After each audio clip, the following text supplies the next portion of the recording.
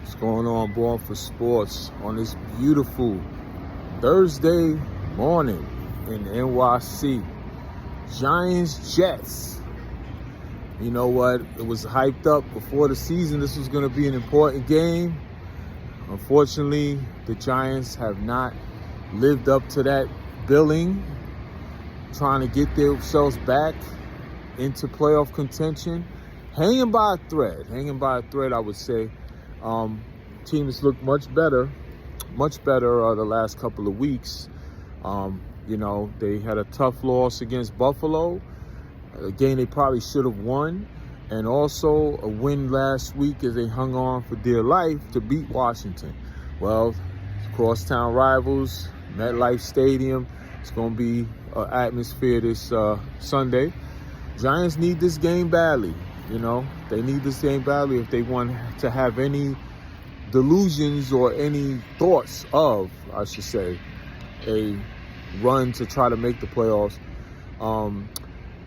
This is going to be a tough game, especially for our offense, which has basically been anemic at best this season. Last 2 weeks, they've been a little better.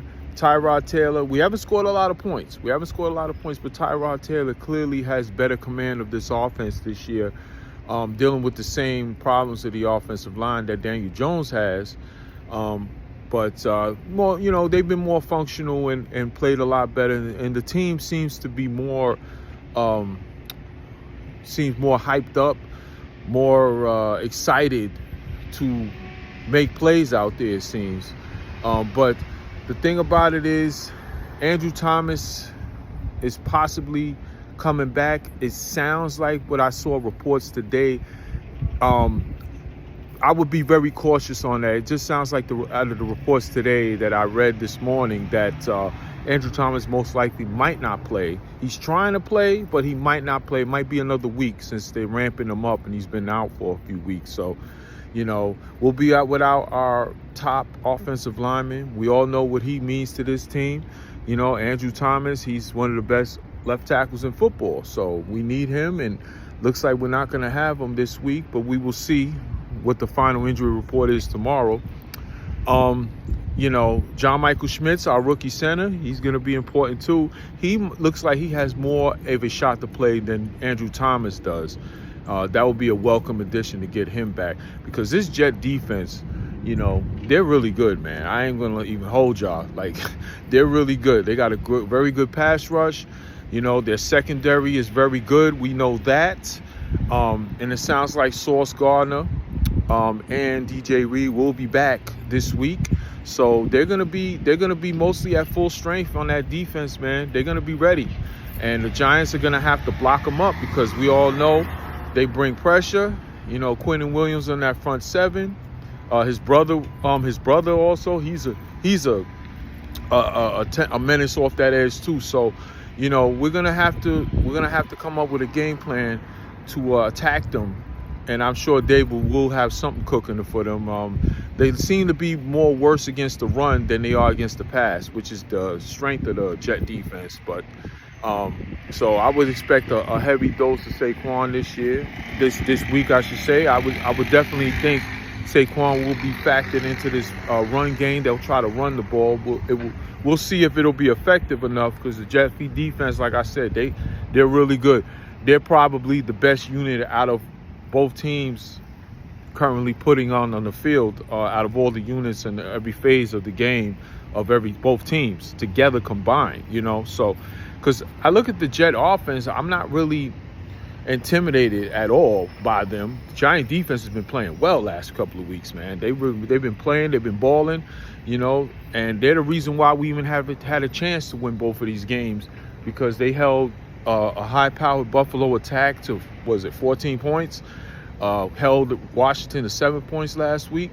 And to be honest, they've been playing well the last few weeks. I know they gave up 30 points to Miami, but you know what? Miami's the best offense in the AFC anyway, and they're tough to stop. And they still forced 3 turnovers in that game. Our offense couldn't do jack squat. So Zach Wilson, to me, is trash. Okay, they're basically telling him, don't fuck it up, don't screw it up, just don't turn the ball over, get some third downs, and we'll run the ball. To me, the guy to stop on that offense is Breece Hall. That's the key to the game, in my opinion. For the Giants, if they want to win this game, they have to stop Breece Hall. They can't let Breece Hall break 60-yard runs and get in the end zone a couple of times and get like 130 yards, because that's what the Jet game plan usually is they want to give the rock to the running game, run the ball with Breece Hall, who's a very good young running back, okay? And then, when they need to make plays, hit Garrett Wilson, who's a real good young receiver as well. So, you know what? I'm Dante Banks, Tay. He's going to have a challenge this week. He got challenged last week against McLaurin. Held his own. McLaurin made plays in that second half because he's, Scary Terry's really good, man, and Tay will learn from it. But Banks has been really good in his rookie year so far. So I expect him to be up for the challenge, and we'll see how that goes. But to me, the key of the game is for the Giants to win this game is they have to stop Breece Hall. They can't let Breece Hall get off and have a crazy game, man. They can't let it happen. Because if you do that, then you give Zach Wilson play action, and then, he's going to hit Garrett Wilson on a few plays. And, that's how they do. That's how they do, the Jets do, And they want to play sound football so they can have that defense take it home for them. So I expect a low-scoring game Sunday. A low-scoring game. I do. I think it'll be a defensive battle, and the team that doesn't turn it over will win the game. Period. So should be a fun atmosphere, man. I'm looking forward to it. I'll be there with the rest of my fellow Giant fans, and we'll see how it goes. Giants have any like glimmer of hope of making a run to possibly contend for the playoff spot. They have to win this game this week.